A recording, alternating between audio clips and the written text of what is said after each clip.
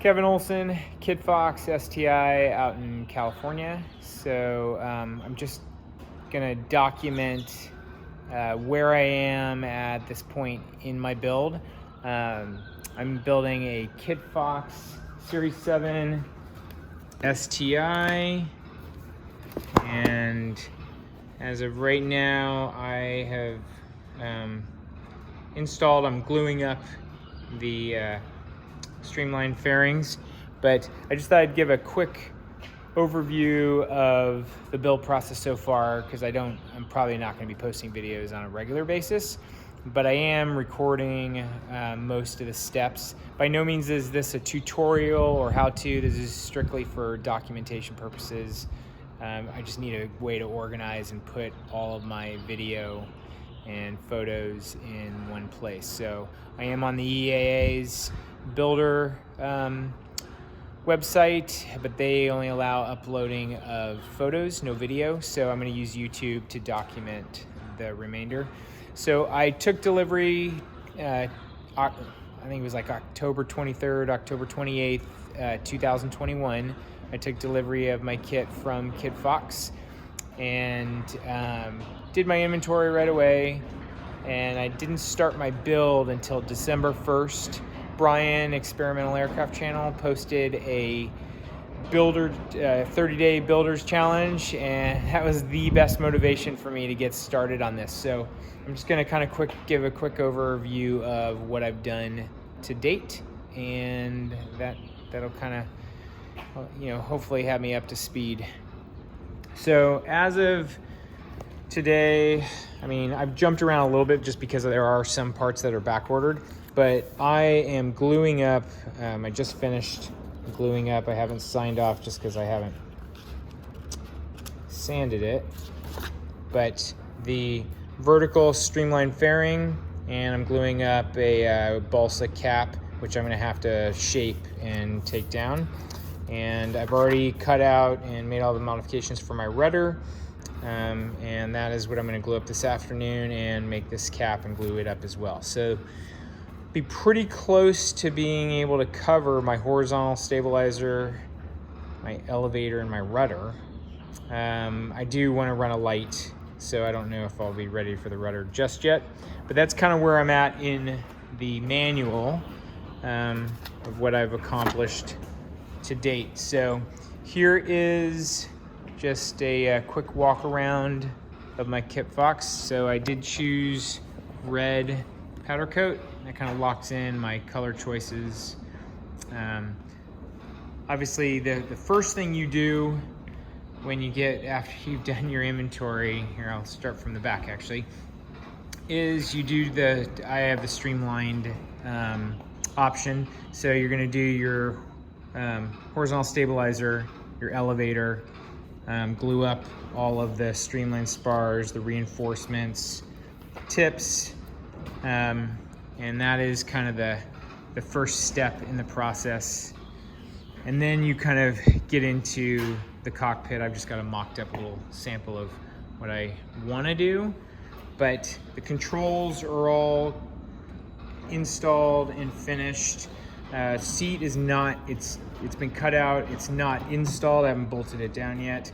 I got sidetracked in January, and I made up all my own carbon fiber floorboards, which was a lot of fun. I totally enjoyed it, and I'd recommend, if you haven't worked with carbon fiber, it'd be a super simple, easy way to start off if you're thinking about doing some carbon accents. All the carbon fiber pieces that I'm doing on my plane are, for the most part, aesthetically, there's no structural components that are gonna, I'm sticking to the plan with KitFox. The build quality, the welds, powder coating, it's top notch.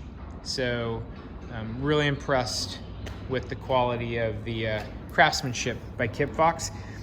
Manual, a little bit left to be desired, but once you learn what you're looking for, how to read it, it's actually not a big deal. Everything's fairly, for the most part, has been pretty straightforward. I've only had to reach out to KitFox once with questions on my foot pedals. I just was struggling a little bit. It's pretty common. People but got it all sorted out. I have this holding it in place, but I have all of my cables installed. I've got my adjustable rudder pedals installed, control levers, my center console. Obviously the cabling goes back, all the pulleys are locked in, cabling is all done, and putting in a little bulkhead. I made a carbon fiber bulkhead to replace the wood. I just thought I had extra panels left because I messed up on the front of the plane, so I thought I'd use it. And then teaching my kids how to use carbon fiber, we made a bunch of samples. We were using the little checkerboard layers, and I decided to use those. I ran out of some of the plywood that they use for stiffeners, and so I installed those on my tail. You're not going to see them, and they actually turned out great. They are rock solid, and I mean they're really light and they're extremely strong. So they've kept everything in line. As part of the fabrication, when you are doing the tail, or actually the streamlined spars, you do have to use an epoxy varnish, and you got to coat it 2 or 3 coats minimum, 2 coats minimum, preferably 3, I think. And that takes a little bit of time, just tedious and slow, but that is basically where I'm at. This is my rudder, just sitting there, but I've got everything cut out and notched in. These are my carbon fiber.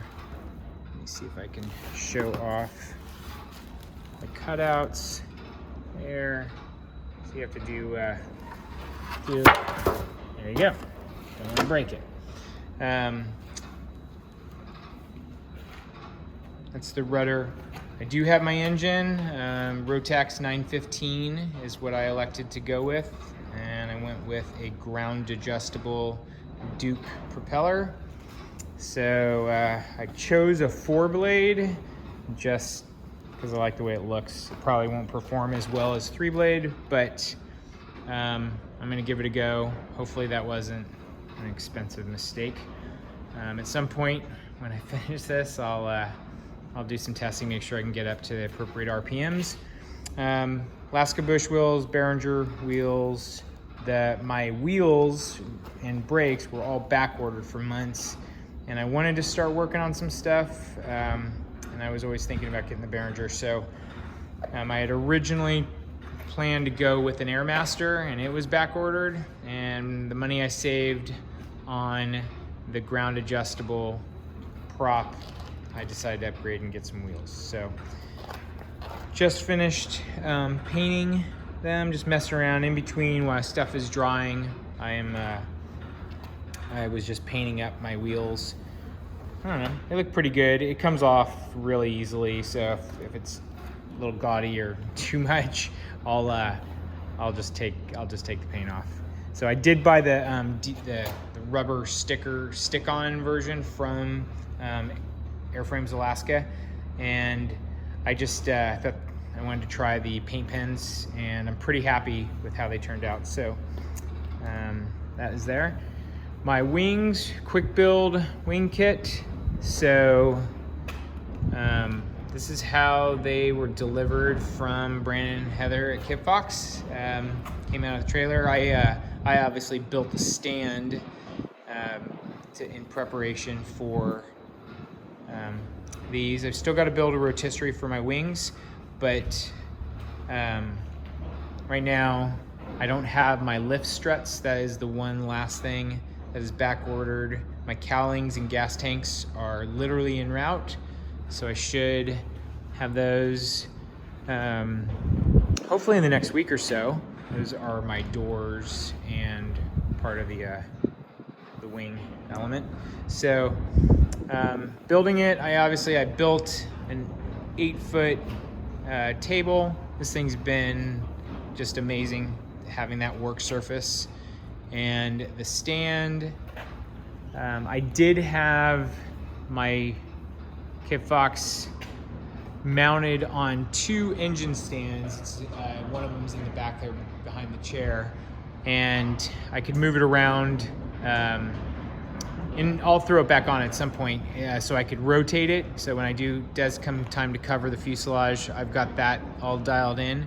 But working on it, on the front of the foot pedals, the controls, the floorboards, I was constantly having to get underneath it and move it forward and aft. It's so much nicer having a little table to rest it on. And I recently just removed the back portion and got a little table there so that I could finish the tail. So that's why it's at an angle. But once this tail section's done, I'm gonna I might throw it on its gear and tail wheel just to see what it looks like, to be honest.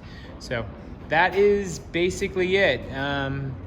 Most of my real tools are at home, but this has been working well for me. I have a small little drill press. The Triton spindle sander is amazing. I highly recommend getting one. I probably use my drill more than anything. I did just buy a little Dremel. That thing's kind of nice. A set of calipers is absolutely worth the money spent. And ear protection, headlamp. I'm in a hangar, so it's gonna get hot over the summer, but somebody's coming. That's it. So Kevin Olson, KitFox STI out in California. That is kind of where I'm at on my build, and I'll try to post not how-tos or just kind of progress reports on what I've accomplished. My goal is to fly this to Oshkosh in 2023. Probably December 2023 is when I'm just constantly revising my completion date, but that was my original goal. And actually, here I will show. These are kind of the specs that I had originally set up. There we go. Let's turn sideways. So 915. I haven't selected my panel option yet. I'm still on the fence on that, but engine, prop are all decided and purchased, so that's done.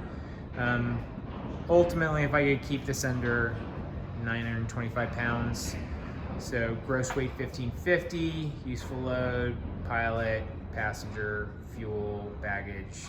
If I could carry full fuel myself and a passenger and 100 pounds of bags, I would just say that is absolutely amazing for my mission. So that is it. Those are my flaperons hung up on the wall there. I didn't show those off. And I think that is it for now. So again, Kevin Olson. I'm based out in Northern California. Take care.